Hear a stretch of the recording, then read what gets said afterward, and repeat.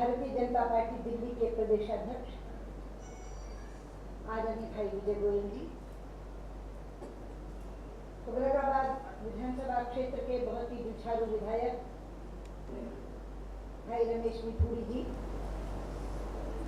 हरिकेश नगर मंडल के अध्यक्ष भाई देवेंद्र जी, मंच पर आसीन जिले के पदाधिकारीगण और इस कार्यकर्ता सम्मेलन में उपस्थित मेरे बहुत ही स्नेही उत्साही कार्यकर्ता साथी। आमतौर पर हम लोगों को बड़े सम्मेलनों में बुलाया जाता है, राष्ट्रीय स्तर पर आमंत्रण आते हैं, प्रादेशिक स्तर पर कोई सम्मेलन हो उसमें हमें बुलाया जाता है। अगर कोई बड़े पैमाने पर जिला कार्यक्रम करे तो उसका भी निमंत्रण आ जाता है। और यह चुनाव के समय विधानसभा स्तर की चुनावी सभा में हम जाते हैं, लेकिन एक मंडल के बूथ स्तरीय कार्यकर्ताओं के सम्मेलन में मैं जाऊं तो काफी लोगों को अटपटा लगता है। लेकिन मेरा स्वयं का मानना यह है कि हमें जो चुनाव जिताता है वो ये काम करता है, जो हमारी सरकार बनाता है वो ये काम करता है, जो हमारी नींव का पत्थर है वो ये काम करता है। और इसीलिए रामलीला मैदान की बड़ी रैली के मुकाबले में मेरे लिए ये बूथ स्तरीय सम्मेलन ज्यादा अहमियत रखता है, ज्यादा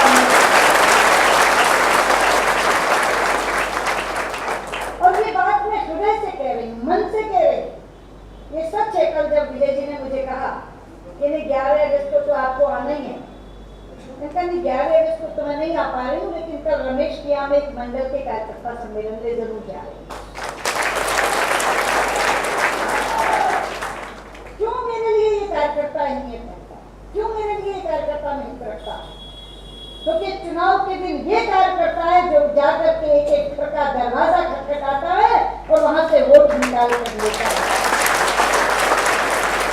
ये कार्यकर्ता है जो मोहल्ले मोहल्ले में हमारे लिए लड़ाई करता है, बहस करता है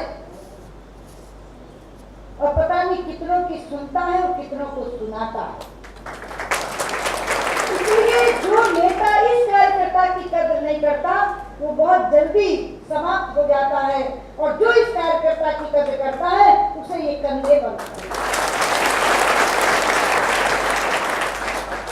इसलिए जब ये मंडल कार्यक्रमों की शुरुआत हुई तो विजय गोयल जी ने मुझे कहा, बहुत संकोच से कहा कि सुषमा जी हमारे यहाँ मंडल कार्यक्रमों की शुरुआत हो रही है।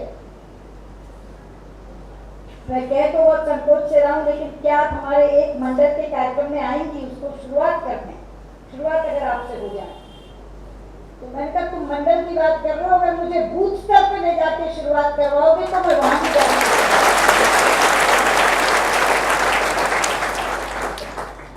क्योंकि मैं स्वयं भुक्तभोगी हूं, मैं बूथ का महत्व जानती हूँ। चुनाव जब जीतना होता है ना मित्रों, तो दो चीजों की आवश्यकता होती है। एक, पार्टी के पक्ष में वातावरण, और दूसरा पार्टी का अच्छा चुनाव प्रबंधन। इन दो बातों में से एक में भी कमी रह जाए तो चुनाव जीतने में दिक्कत आती है।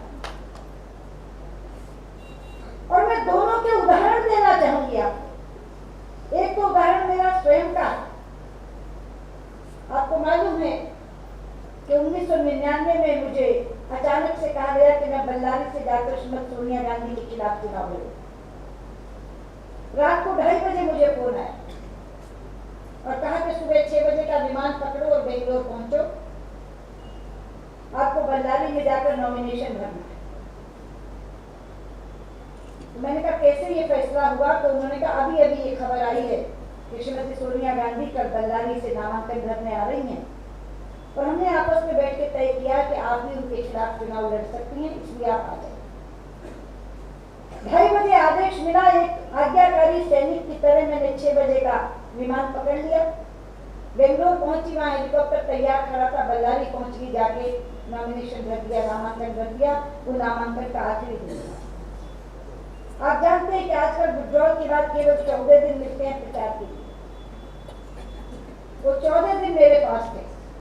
उससे पहले मैंने बल्लारी कभी देखी ना सुनी।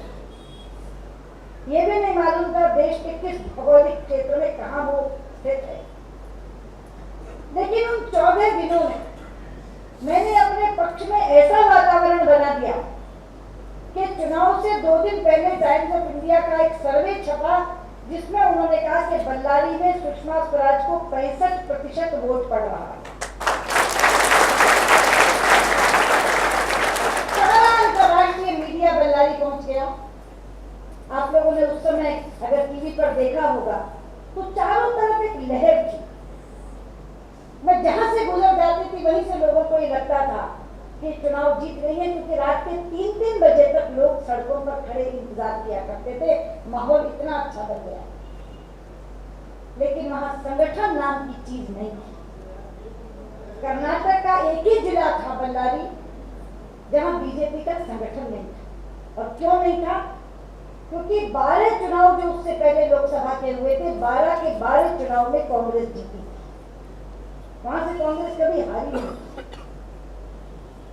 इसलिए ग्राम पंचायत के लेवल से लेकर के और जिले तक पूरे संसदीय क्षेत्र में केवल कांग्रेसियों का कब्जा।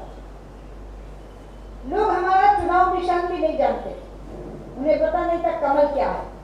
हाथ को कन्नड़ में कई कहते हैं, वो केवल कई जानते थे। किसको वोट करोगे? कई को वोट करेंगे। और मैं 14 दिन में हवा तो बना सकती थी। सुबह 6 बजे काम शुरू करती थी और 3 बजे रात को खत्म करती थी। 3 घंटे सोती थी। लेकिन उसके साथ मैं बूथ प्रबंधन कैसे करती? दोनों काम साथ साथ नहीं कर सकती। तो इतनी बड़ी हवा होने के बाद भी चुनाव प्रबंधन ना होने के कारण मैं 56,000 मतों से चुनाव हारी। आपको याद है श्रीमती सोनिया गांधी तब अमेठी से भी चुनाव लड़ी। वहां से वो 3.5 लाख वोटों से जीती और बल्लारी से वो मात्र 56,000 से जीती।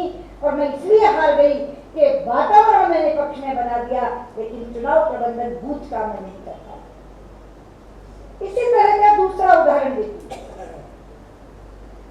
1977 में जब चुनाव की घोषणा हुई तो पूरे देश में इमरजेंसी के खिलाफ एक वातावरण बना और कांग्रेस के विरुद्ध की हवा चल पड़ी। यहाँ बहुत तो इमरजेंसी के बाद की जन्मी हुई पीढ़ी बैठी है, उन्होंने केवल किताबों में पढ़ा होगा या अपने बुजुर्गों से सुना होगा। वो 77 का चुनाव नहीं था, क्रांति थी। लेकिन 1947 से 1977 तक हिंदुस्तान पर केवल एक पार्टी का राज रहा था, वो थी कांग्रेस। इसलिए हर गली मोहल्ले में उनका कार्यकर्ता था, हर पंचायत में उनका कार्यकर्ता था, लेकिन हवा उनके पक्ष में नहीं थी। और इसीलिए 1977 में बढ़िया चुनाव प्रबंधन होने के बावजूद भी कांग्रेस अमृतसर से कलकत्ते तक पूरा सुपड़ा साफ कर गई, सिर्फ इसलिए कि उनके पक्ष में वातावरण नहीं था। अकेला चुनाव प्रबंधन उन्हें नहीं जिता। ये 2 उदाहरण मैंने आपको दिए हैं। एक, चुनाव जीतने के लिए अपने पक्ष की हवा चाहिए, और दूसरा, अच्छा चुनाव प्रबंधन और अच्छा बूथ प्रबंधन चाहिए।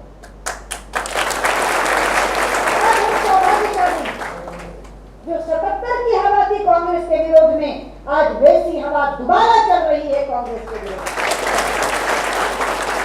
लोग इस सरकार को उखाड़ फेंकना चाहते हैं। एक दिन देखना नहीं चाहते इन्हें गद्दी पर, ना दिल्ली में और ना नई दिल्ली। केंद्र की सरकार भी फेंकना चाहते हैं निकालकर, और दिल्ली की सरकार भी निकाल फेंकना चाहते हैं। जितना त्रास दिया, जितना कष्ट पहुंचाया है इस सरकार ने, किसी भी मामले में आप देख रहे, वो महंगाई के मामले में हो, भ्रष्टाचार के मामले में, आकर की ये सरकारें भ्रष्टाचार में डूबी हुई। मंत्रीगण अपनी जेबें भर रहे हैं, लेकिन आम आदमी की जेब पर डाका डाल रहे हैं। आलू प्याज से लेकर के और बिजली के दाम तक क्या क्या भरा है। पढ़ाई महंगी है, दवाई महंगी है, खाना महंगा, रहना महंगा, बिजली महंगी है, पानी महंगा, महंगाई की भेंट चल रही है, इसलिए लोग नहीं चाहते इस सरकार को। और जैसे मैंने कहा कि पक्ष में हवा आपके है, ये आपके लिए अच्छी बात है, उसी तरह हमें अच्छा बूथ प्रबंधन भी चाहिए। इन दोनों का अगर समागम हो जाए तो सोने पे सुहागा हो जाएगा और यहाँ पे हम दिल्ली में भारतीय जनता पार्टी का परचम फहरा सकेंगे और कांग्रेस की सरकार हटा सकेंगे। और तो मैंने कहा था रमेश से कि मैं चाहती हूँ कि बूथवार लोगों को बैठाओ, बूथवार उनकी गिनती करवाओ, क्योंकि कार्यकर्ता सम्मेलन में एक भीड़ नुमा चीज नहीं चाहिए। आपने कहा कार्यकर्ता सम्मेलन में लोगों को लगेगा सुषमा जी आ रहे हैं, आ जाएंगे 1000-2000 कार्यकर्ता, वो नहीं चाहिए। एक एक जिम्मेदार कार्यकर्ता चाहिए ताकि मैं उसको बता सकूं कि उसे उस दिन करना क्या है। हम बात बूथ प्रबंधन की कर रहे हैं। मुझे खुशी है रमेश जी कि आपने आज वही दृश्य यहाँ उपस्थित करवाया है और बूथ के साथ लोग जो यहाँ के कार्यकर्ता हैं 10-10 कार्यकर्ता उस समिति के साथ बैठे। 45 में से 42 BLA 2 आए हैं, 3 भी आ गए होंगे या उन्होंने अपना कोई प्रतिनिधि भेजा हो। एक भी बूथ आज यहाँ अनुपस्थित नहीं, तो सारे के सारे बूथ यहाँ बैठे हैं। इसलिए मैं अब आपको कहना चाहती हूँ कि बूथ समिति के अध्यक्ष और BLA 2 को देखिए, जो BLA है उसको BLO के साथ काम करना है। BLA का मतलब है बूथ लेवल असिस्टेंट, और BLO जो इलेक्शन कमीशन देता है बूथ लेवल ऑफिसर। हर BLA को BLO के साथ काम करना है। BLO के साथ मिलकर क्या काम करना है? वोट कटवाना, वोट बनवाना, मतदान केंद्र कहाँ बने उसकी लोकेशन देखना, कौन सा बूथ सेंसिटिव है, अगर वहां फोर्स की जरूरत है तो फोर्स लगाना। ये सारा काम BLO के साथ मिलकर करेगा। जितने BLA हैं हर बूथ पर एक BLO है इलेक्शन कमीशन, तो उसके साथ राब्ता बैठाना और काम करवाना। लेकिन बूथ समिति के अध्यक्ष को मैं कहना चाहती कि अभी यहाँ 2 की संख्या गिनी गई।